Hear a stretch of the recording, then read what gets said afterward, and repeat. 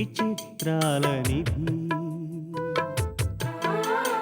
ఓ విధి విచిత్రాల నిధి వింత కథల సారథి ఆశ నిరాశల వారధి నిరంకుశ నిర్ణయాల నిర్దయవానిధి ఓ విధి విచిత్రాల నిధి ఓ విధి విచిత్రాల నిధి.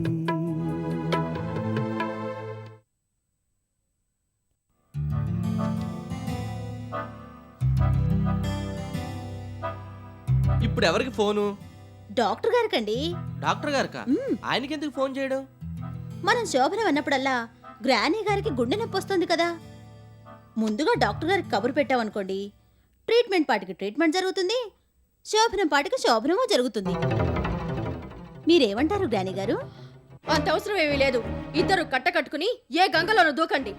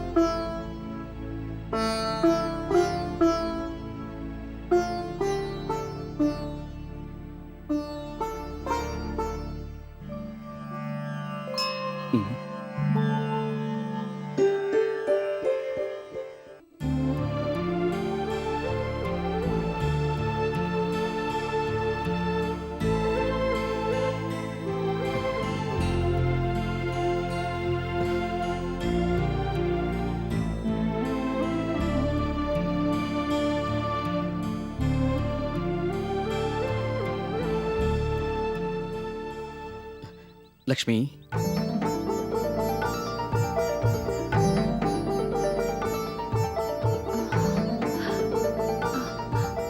మదన్ బాబు,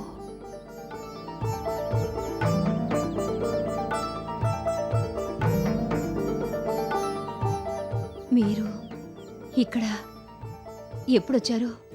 గడువు తీరిపోతుందని తెలిసింది, వచ్చేశాను. గడువేమిటి?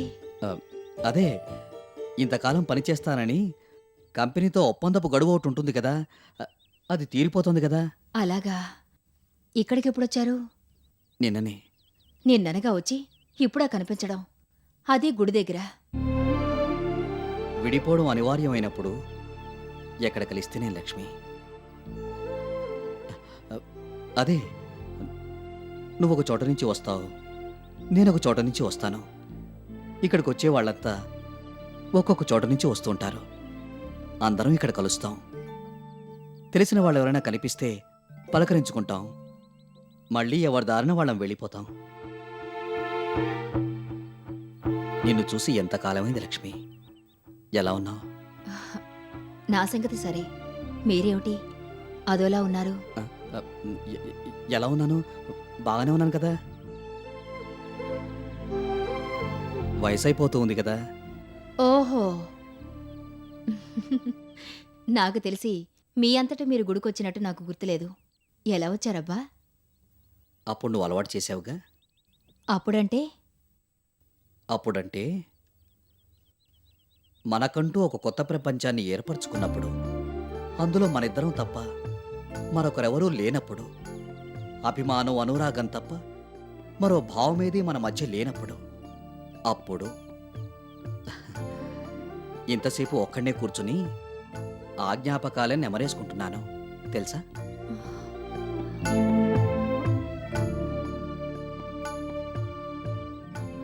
బిజినెస్ పని మీద వచ్చారా? లేదు, మరి బిజినెస్ తప్ప ఈ ఊరితో నాకు ఎటువంటి సంబంధం లేదంటావా? ఎందుకు మాటిమాటికి అలా కొత్తగా వింతగా చూస్తున్నావు? మీ మాటల్లో ఏదో కొత్తదనం కనిపిస్తుంది. మాటలు మామూలుగా అందరికీ వినిపిస్తాయి, నీకు మాత్రం కనిపిస్తున్నాయన్నమాట. ఇంతకీ ఏ పని మీద వచ్చారో చెప్పనే లేదు. చెప్పడం అవసరం అంటావా?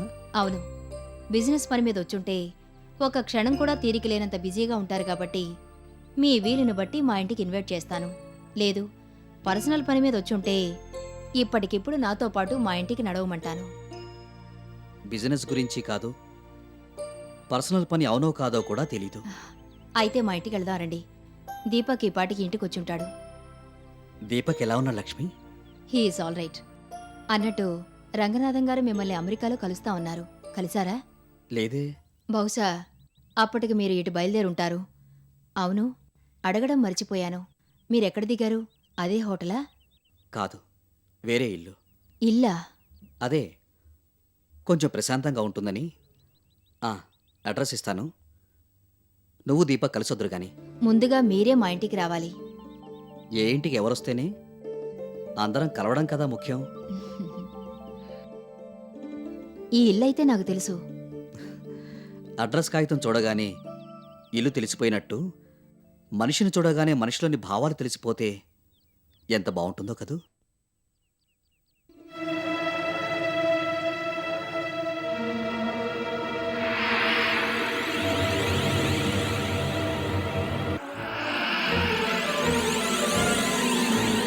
ఏమిటండి ఆగిపోయారే? ఆ, నేను కాసేపు ఇక్కడే ఉండి వస్తాను లక్ష్మి. పర్వాలేదే, అమెరికా వెళ్ళాక దైవభక్తి బాగానే మీకు వంట పట్టినట్టుంది. నేను బయలుదేరతాను. సరే.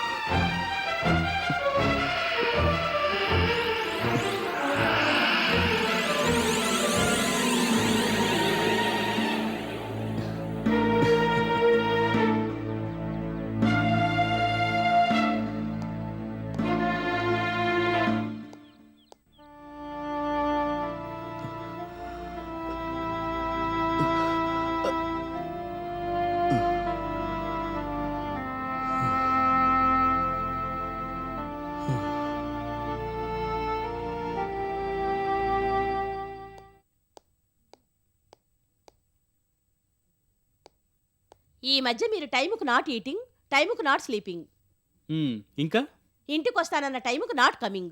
ఎక్కడ కుదురుతుంది బీడి? అమ్మ నా మీద ఉంచిన రెస్పాన్సిబిలిటీస్ ఎలాంటివో నీకు తెలుసు కదా. అమ్మగారు మీకోసం ఎంతగా ఎదురు చూశారో మీకు తెలీదు.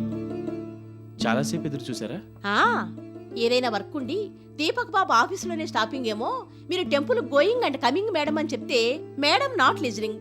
What can I doing? అవును కదా, నువ్వు మాత్రం ఏం చేయగలవు? లేట్ చేసింది నేనైతే. అమ్మ వచ్చాక సారీ చెప్తాను. వేడి, ఇది లోపల పెట్టు. సారీ అమ్మా, నా కోసం చాలాసేపు వెయిట్ చేసావట. ఇంటికి రాగానే ఇటు ఇటు గుడికొద్దాం అనుకున్నాను, కానీ అప్పటికే నువ్వు వెళ్ళి చాలాసేపు అయిందట. దారిలో మిస్ అయిపోతామేమోనని. వచ్చుంటే బాగుండేది బాబు. ఏమ్మా, ఇవాళకి ఏదైనా ప్రత్యేకత ఉందా? నిజంగానే ఈ వాటికి ఒక ప్రత్యేకత ఉంది. అక్కడికి వెళ్ళేంత వరకు నాకు తెలీదు. ఏమిటమ్మా అది? చలసాని గారు కలిశారు. వాట్? మావయ్య గారు కనిపించారా? అవును బాబు, మొదట నా కళ్ళను నేనే నమ్మలేకపోయాను. ఆయన ఇక్కడికి ఎప్పుడు వచ్చారట? నిన్న ఉదయం వచ్చారట.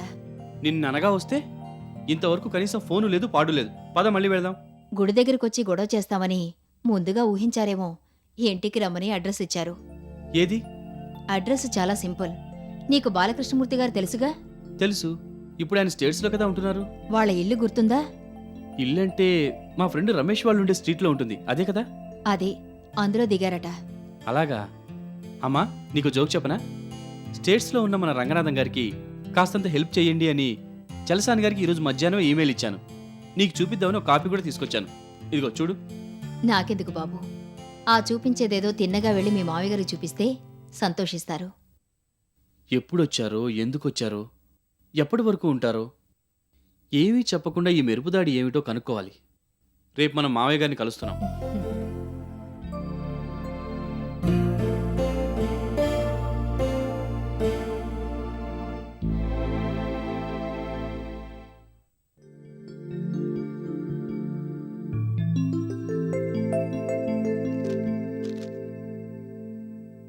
కాఫీ కాఫీ కాఫీ కాఫీ అని ఇందాకటి నుంచి అరుస్తూ ఉంటే వినిపించడం లేదా? చెవుడుగాని వచ్చిందా? ఏమిటి మాటలు ఎక్కువ అవుతున్నాయి? ఇక్కడ కాఫీ తాగేవాళ్లే కానీ ఇచ్చేవాళ్ళెవరు లేరు. ఏ ఇంటి కోడలికి ఆ మాత్రం కాఫీ కలుపుకుని తీసుకురాలేదా? నార్మోయ్, నువ్వు ఎవరితో మాట్లాడుతున్నావో తెలుసా? తెలుసు, ఎలిజబెత్ గారి కూతురు రోజీ గారితో మాట్లాడుతున్నాను. తెలుసు కదా, ఒళ్ళు దగ్గర పెట్టుకుని మాట్లాడు.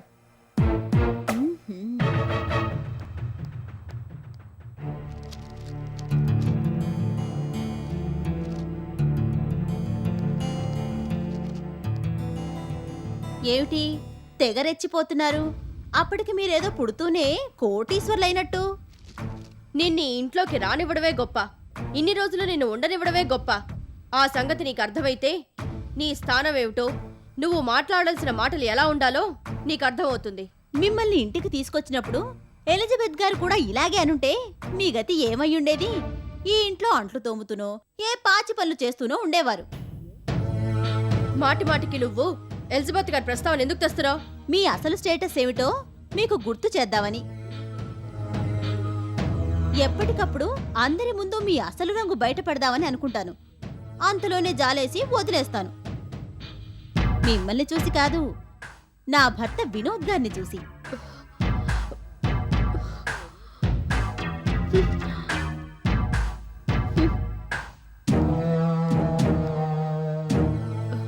ఏయ్, ఇది నా కూతురు భార్గవి కూర్చునే ప్లేస్. ముందు నువ్వు ఇక్కడి నుంచిలే. నో, కొందరి ప్లేసెస్ ని తారుమారు చేస్తేనే బాగుంటుంది గ్రాని గారు. అయినా మీ కూతురంటే ఎవరు? మా అత్త. అత్త తర్వాత పెత్తనం ఎవరిది? కోడలిది. సో నేను కరెక్ట్ ప్లేస్ లోనే కూర్చున్నాను. ఇంటి కోడలు నేను మాట్లాడుతుంటే మీరేమో జ్ఞానం లేకుండా పేపర్ చదువుతున్నారు. This is too much. నర్మోయ్, ఎవరిది టూ మచ్? నువ్వు చేస్తున్నదా నేను చేస్తున్నదా? ముమ్మాటికి మీదే. మా శోభనం జరగకుండా గుండె నొప్పి నటించడం టూ మచ్. అది చాలదన్నట్టు సోదెమ్మని పిలిపించడం టూ మచ్.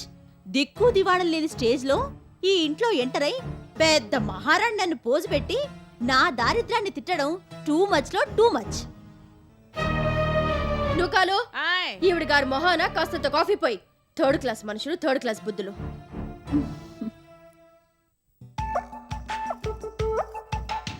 నూకాలు, ఇలా రా. ఏటమ్గోరా నిద్ర లేచిన దగ్గర నుంచి అమ్మగారు కాఫీ తాగడం ఎన్నోసారి? పట్టు పట్టు బెడ్ కాపీ అండి. ఒకటి. టిఫిన్ అయిన తర్వాత ఒకటండి. రెండు. ఇది మూడోదండి. సాయంకాలం సాయంకాలం ఎంత లేదన్నా 2-3 సార్లు తాగుతారండి.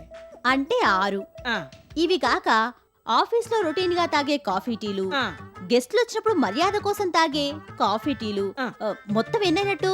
ఆ, ఉండొచ్చండి ఓ 10-12.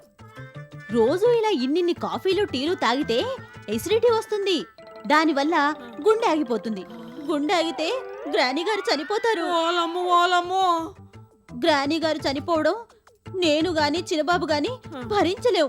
అందుకే ఇక నుంచి గ్రానీ గారికి పొద్దున ఒకసారి కాఫీ, ఆ, ఈవినింగ్ ఒకసారి టీ. ఆ, అంతే. ఆ. అర్థమైందా? ఆయ్ మరి ఇదో నువ్వు తాగే. ఆయ్ ఎంత ధైర్యమే నీకు? నా ఇంటికొచ్చి నా అలవాట్లను కంట్రోల్ చేయాలని చూస్తావా? ఎవరిచ్చారా నీకింత ధైర్యం? ఎలిజబెత్ గారు, అవకాశం చిక్కింది కదా అని తెగ రెచ్చిపోతున్నావు. నీ అంతు చూస్తాను. హలో. ఇలాంటివి చాలా చూసాం. వెళ్ళొచ్చు.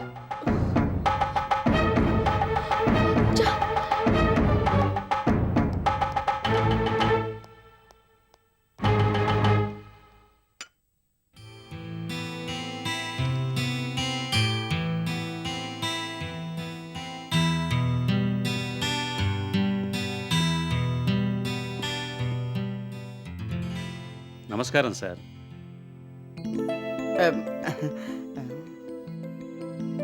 ఎవరితను?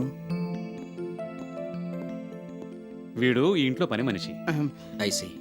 అమెరికాలో ఉన్న మా అయ్య గారికి చాలా ఇష్టమైన వ్యక్తి. ఆహా. All in one sir. జాతరకు పోయిస్తానంటే సర్లే పోయిరారా అన్నాను.